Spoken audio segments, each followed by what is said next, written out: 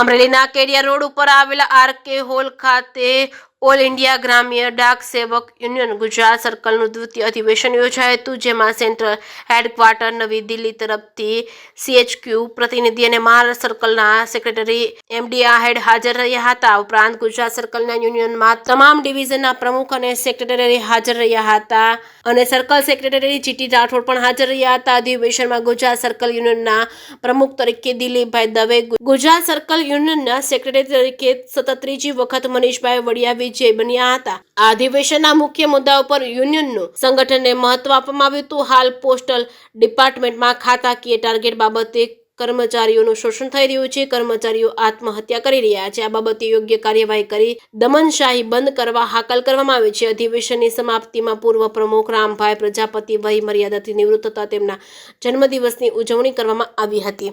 JK Gujarati સાથે પ્રકાશ વઘાસિયા, જીથોડી. દવે દિલીપભાઈ Somnathbhai Dave, Patan division. આજ અમારું ઓલ ઇન્ડિયાનું અમરેલી મુકામે અધિવેશન હતું. એની અંદર મને બહુમતીથી પ્રમુખ તરીકે ચૂંટાઈને લાવ્યા છે. એ બદલ મારા ડિવિઝનના તમામ સેક્રેટરીઓનો ખૂબ ખૂબ આભાર.